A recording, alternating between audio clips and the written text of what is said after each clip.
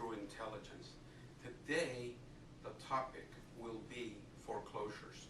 Foreclosures were up in the third quarter by 19% nationally.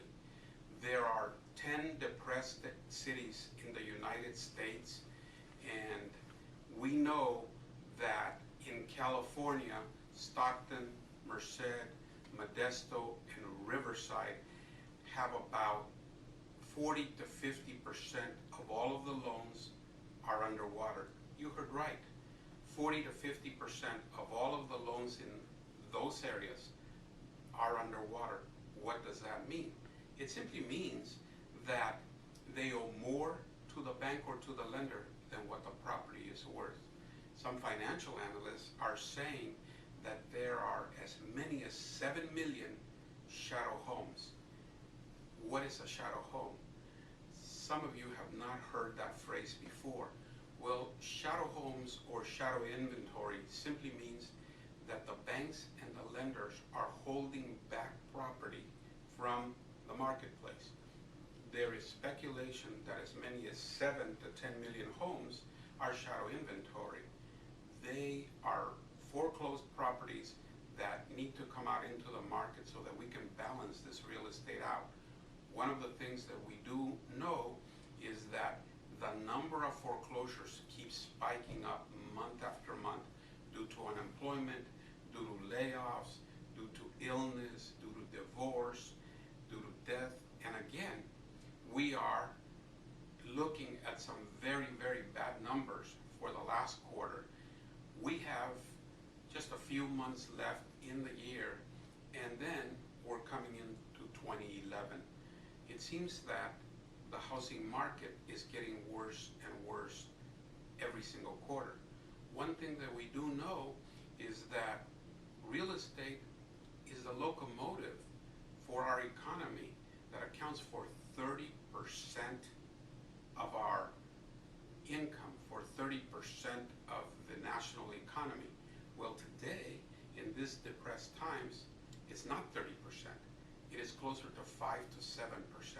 That's a huge difference.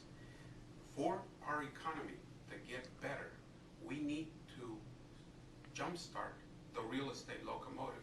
We need to get real estate back on track so that the economy can get better. You have heard stories every single day on CNN, on Channel 7 News, on all of the major cable channels that there are foreclosures nationally, that the foreclosure market is still very, very depressed, that the number of properties that the banks are taking back are unbelievable numbers. And yet, we do not have a clear-cut plan to stop this foreclosure machine.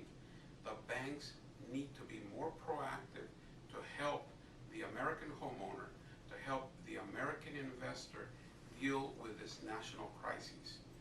Foreclosures are going up, the level of confidence is going down. In previous years, when a homeowner or an investor made a payment on a mortgage, they got two distinct benefits. Number one, they made the payment, their principal balance would go down and their equity would go up. In today's times, when the American homeowner or investor makes a payment, the principal remains the same and the equity in the property keeps going down. Clearly, we do have one positive factor nationally in real estate today. That is that in some areas, the prices of homes are going back to 1980 and 1990 levels. Let me repeat that. The prices of homes in some areas are going back to 1980, 1990 levels, not adjusted for inflation. And we have the lowest interest rates in the last 50 years. What does that mean? We have the lowest interest rates in the last 50 years. We have properties that are going down. This is the perfect time for the American consumer to purchase a property and for the American investor to buy properties. Well, that's it for this edition of Real Estate True Intel. See you next time.